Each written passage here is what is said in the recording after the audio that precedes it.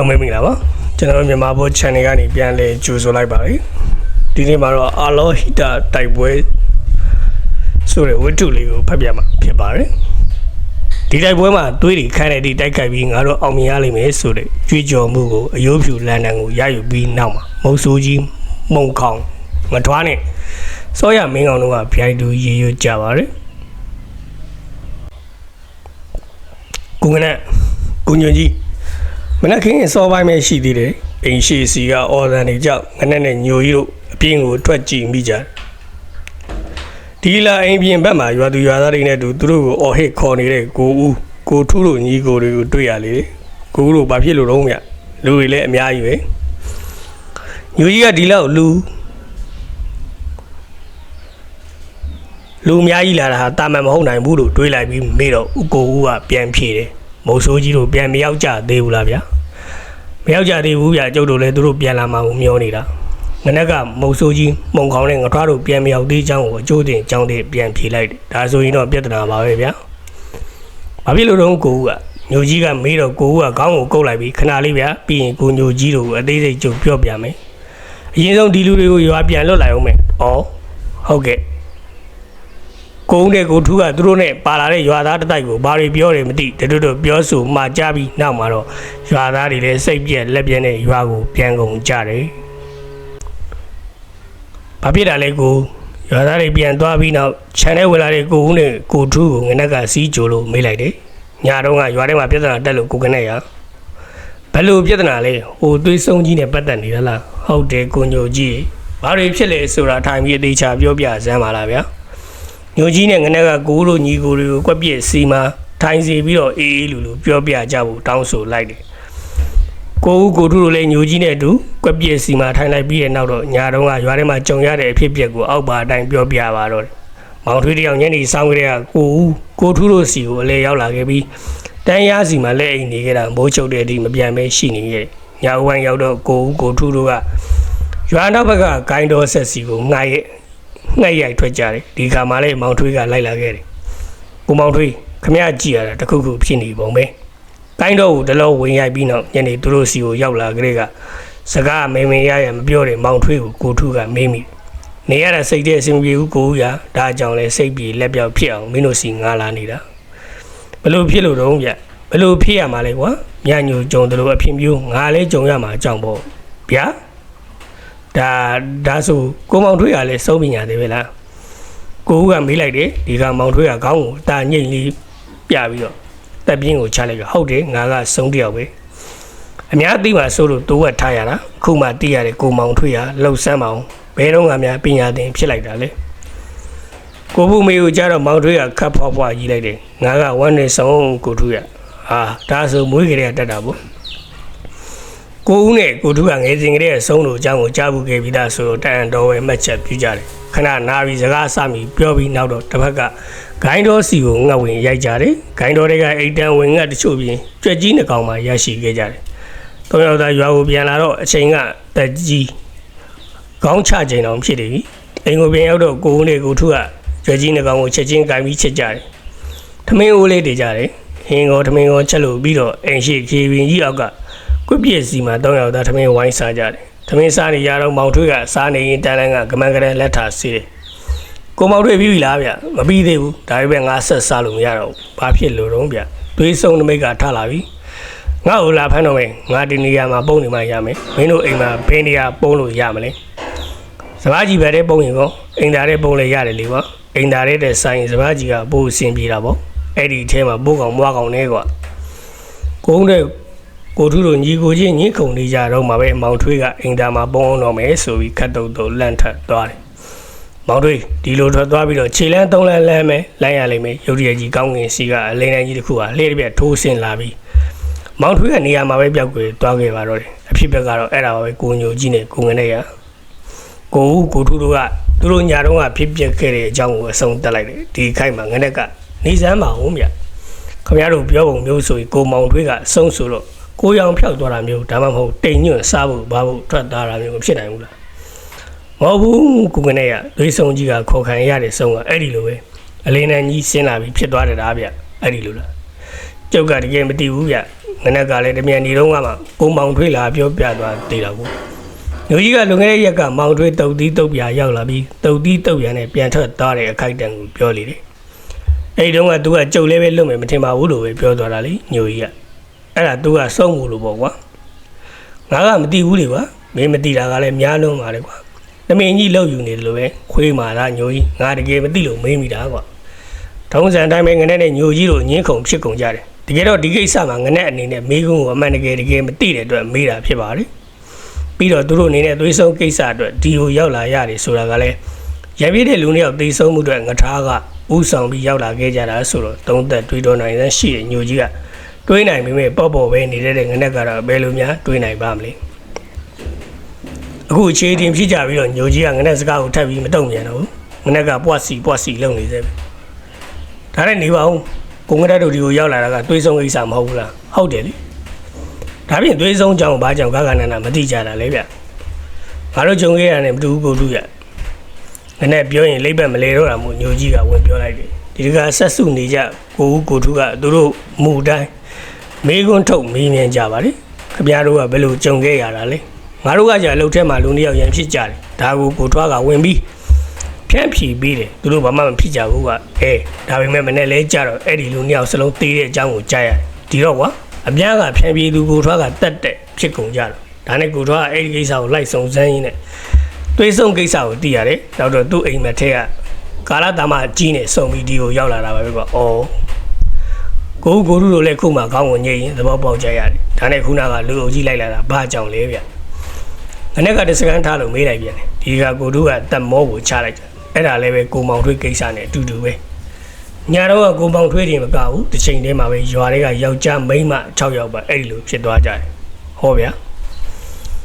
ငနဲ့ကအမေနဲ့ကိုပြူတယ်ညိုကြီးကတော့တွေးဆလိုက်ပြီးကိုဦးကိုထူးကိုကြည့်လိုက်တာဒါဆိုသူတို့လည်းပဲစုံတွေဖြစ်မယ်ထင်တယ်ဗျာနော်ဟုတ်တယ်ဗျကိုညိုကြီးပြောသလိုပဲသူတို့ကလည်းစုံတွေပဲတချို့ကြတော့အများကြီးပေါ့တချို့ကြတော့လေကိုမောင်ထွေးလိုပဲသူလိုကိုလိုပဲထိန်ချန်ထားသူတွေဗျခုနကလိုက်လာကြသူတွေကတော့သူတို့ရဲ့ဆွေမျိုးတွေဗ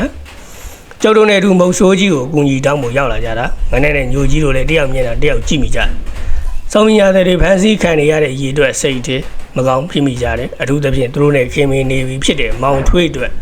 တာလို့စိတ်မကောင်းဖြစ်မိကြရတယ်အတွေ့အကြုံစကားတန်တွေတိတ်ဆိတ်ကုန်ကြတယ်သူတို့လေးရဲ့နားကိုတာနောကြီးကလန့်လာနေတာမြင်တော့မှအတွေ့တွေကရက်တန့်ကုန်ကြတယ်ဒီပုံတိုင်းဆိုရင်တော့မုံဆိုးကြီးတို့မြင်မြန်ပြန်လာနိုင်ဖို့ကိုပဲဆူတောင်းကြရတော့မှာဗျကိုဦးကပြောတယ်ဒီကငနဲ့ကထပြောတယ်ခင်ဗျားတို့ကမုံဆိုးကြီးပြန်လာဖို့အတွက်ဆူတောင်းနေဆိုကျုပ်တို့ကလည်းကျုပ်တို့ရဲ့ကိုထွားအမြဲဆုံးပြန်လာဖို့အတွက်ကိုဆူတောင်းရမှာပေါ့ဗျငါကလည်းမင်းကောင်အမြဲဆုံးပြန်လာဖို့ကိုဆူတောင်းပြီကွာကိုထူးနဲ့ငရက်တို့ရဲ့စကားကိုအနားရောက်လာပြီ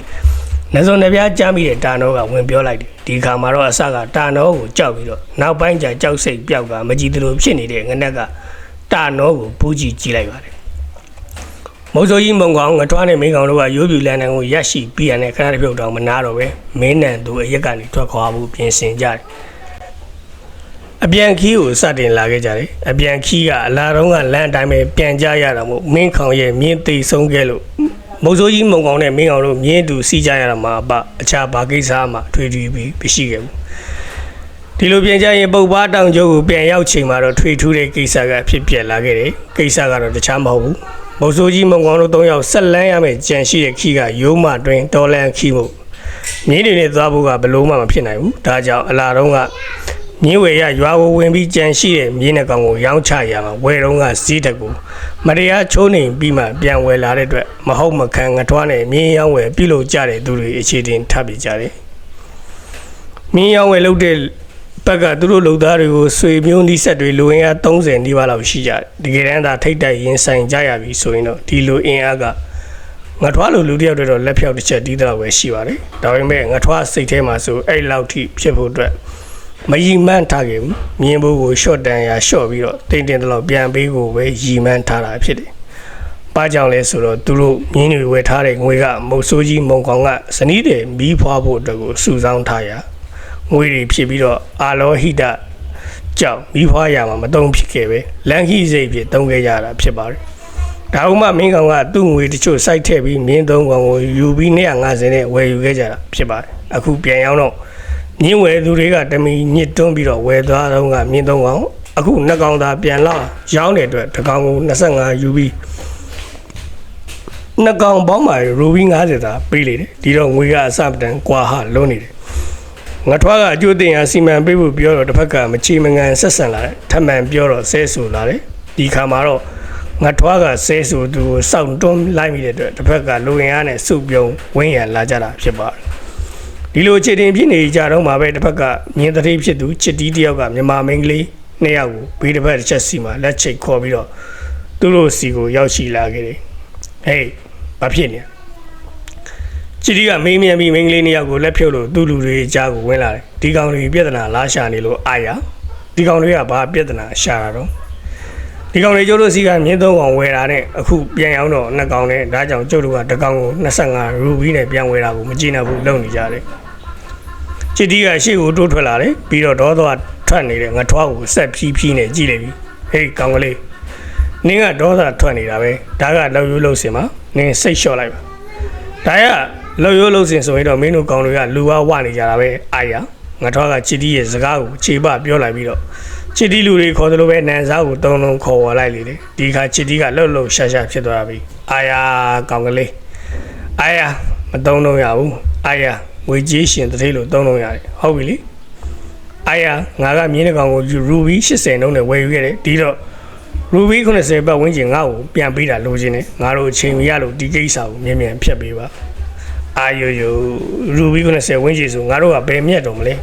ဒီတော့နင်တို့အဆင်ပြေအောင်တကောင်ကိုရူဘီ40ပေးမယ်ဘာကွာငါထားဒေါသထွက်ပြီးတော့အရှိကိုလှမ်းတော့ဖို့လို့တစ်ဖက်ကလူအုပ်ကတိုးတက်လာသလိုမုံစိုးကြီးမုံကောင်နဲ့မင်းကောင်တို့ကလည်းငါထွားကိုဆွဲထားလိုက်ကြတယ်ချစ်တီးကတော့ငါထွားကသူ့ကိုတိုက်ခိုက်လာမှဆိုတော့ကြောင့်လူအုပ်ကြားတဲ့ကိုစုပ်တိုးသွားတယ်ငါထွားမင်းစိတ်လျှော့လိုက်တော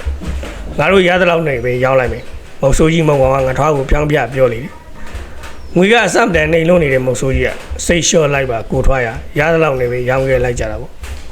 မင်းကောင်ကဘာငါထွားကိုဝင်ရောက်ဖြောင်းပြတယ်ဒီတော့ငါထွားလည်းအချင်းချင်းအခြေတင်မဖြစ်လို့တဲ့အတွက်စိတ်လျှော့လိုက်ရလေဟေးအာရ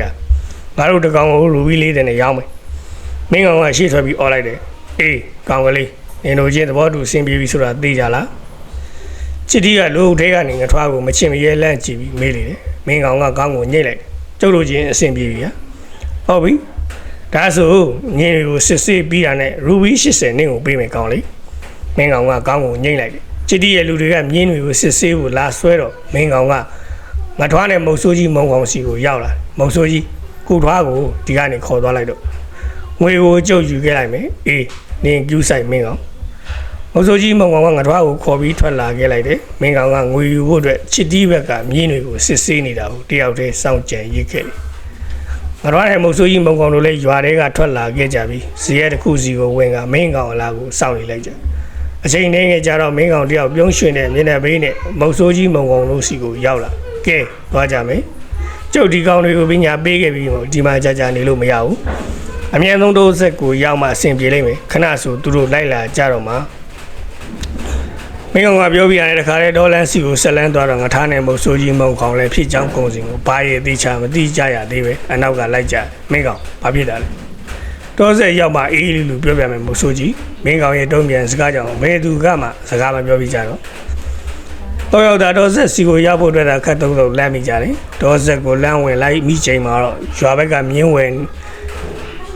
နေရပြူရစီကနေမိခိုလုံးကြီးလိုက်တက်လာတော့မြင်ရတယ်ကဲရပြီဗျာကျုပ်ပါလောက်ခဲ့လဲဆိုတာမုတ်ဆိုးကြီးကိုပြမယ်ဒီမှာမင်းကောင်ကပြောဆိုသူ့အိတ်ကငွေတစ်ထက်ကိုထုတ်ပြလိုက်တယ်ငွေကရူဘီ900ဝန်းကျင်ရှိလိမ့်မယ်ဒါက